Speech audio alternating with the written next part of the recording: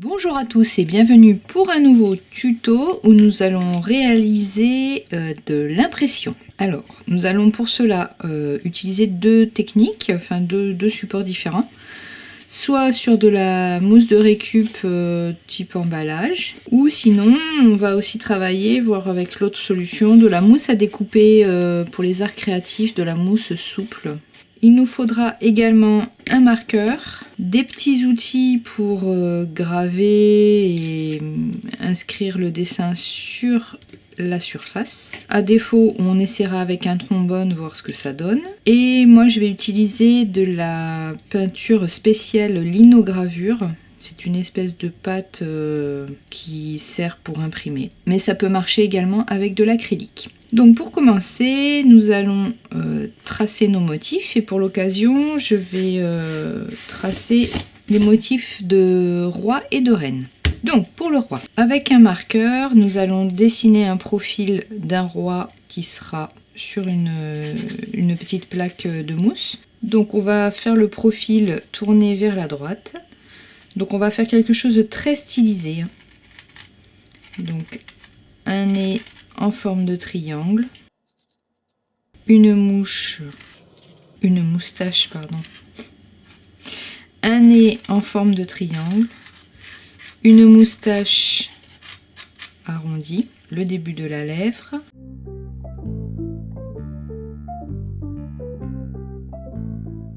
et on va faire un R à l'envers puisque nous sommes sur la matrice qui servira à imprimer, donc on est en aspect miroir.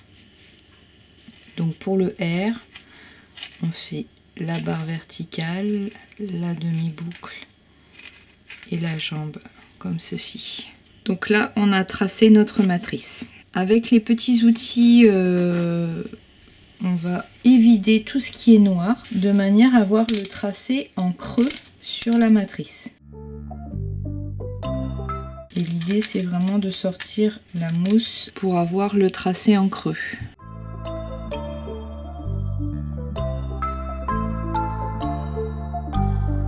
Donc c'est important de faire vraiment le trait de contour net, de manière à avoir quelque chose de très propre après à l'impression.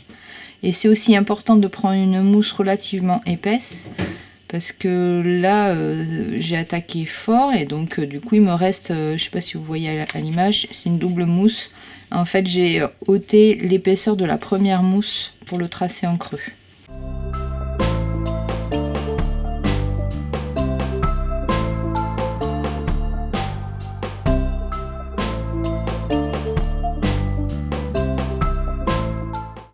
Voilà, notre dessin est maintenant complètement tracé et vidé. Donc inutile de faire un dessin trop fin puisqu'on n'a pas une précision non plus très poursuivie. Donc il faut vraiment être dans du dessin très stylisé. On va passer à l'ancrage de notre motif et on va préparer une feuille de papier pour imprimer. Donc c'est vraiment quelque chose d'assez pâteux, de très collant. Donc il ne faudra pas prendre une peinture liquide, au contraire il faut vraiment quelque chose de très épais, de manière à vraiment tartiner sur toute la surface et que ce soit vraiment bien ancré. Donc là déjà je peux m'apercevoir que mon support il a une texture alvéolée, donc je vais avoir quelque chose d'assez graphique je pense au résultat. Je vais pas avoir un ancrage complet noir absolu en aplat, je vais avoir quelque chose de un petit peu gaufré je pense. On va voir ce que ça donne. Donc là je mets bien sûr tout mon petit carré de mousse.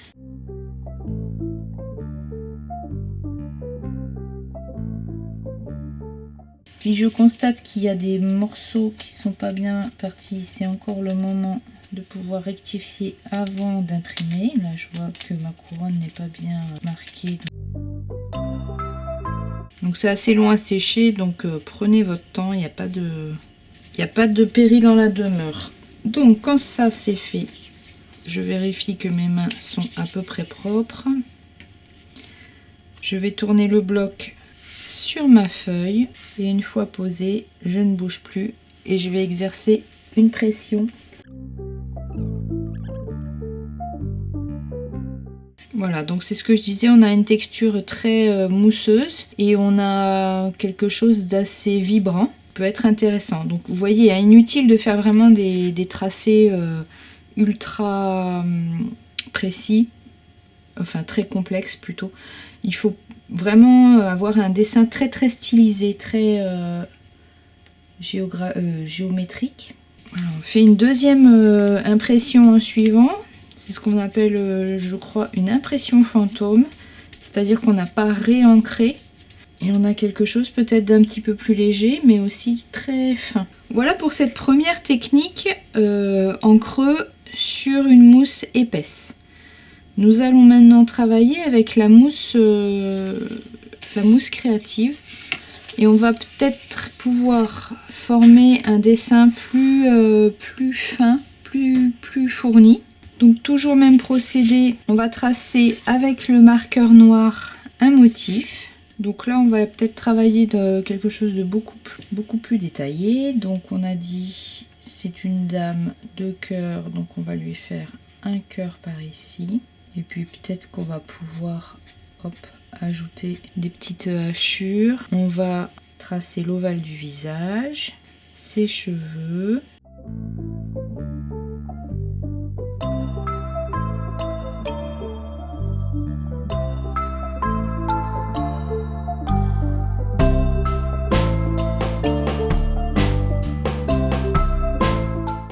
Alors là, on va pouvoir travailler avec la pointe d'un stylo bic de manière à creuser notre dessin. Donc là, on appuie bien et on reprend trait par trait tout le motif.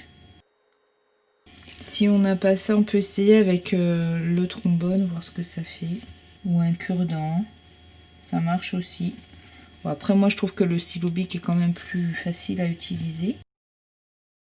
On peut rajouter vraiment des petits graphismes partout de manière à vraiment ajouter le maximum de tracés. Donc vous avez vu, tout ce qui est appuyé, creusé va être en fait le blanc du papier.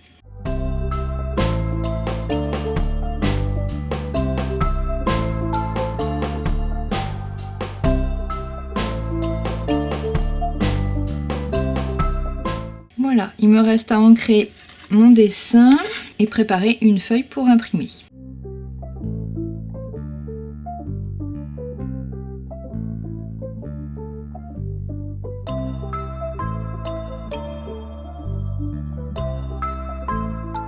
Voilà, j'ai bien ancré mon motif. Je vais poser ma feuille de papier dessus. Je ne bouge plus.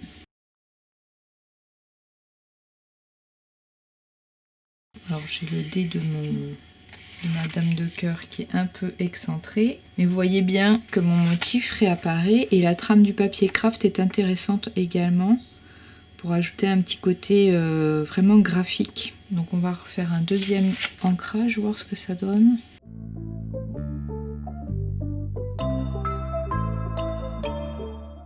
Voilà pour cette deuxième impression. On a vu deux techniques différentes, enfin deux supports différents pour imprimer un motif à répétition sur du papier. Même si le motif est identique, les tirages peuvent varier suivant l'ancrage, la nature du papier, le fond de couleur, etc.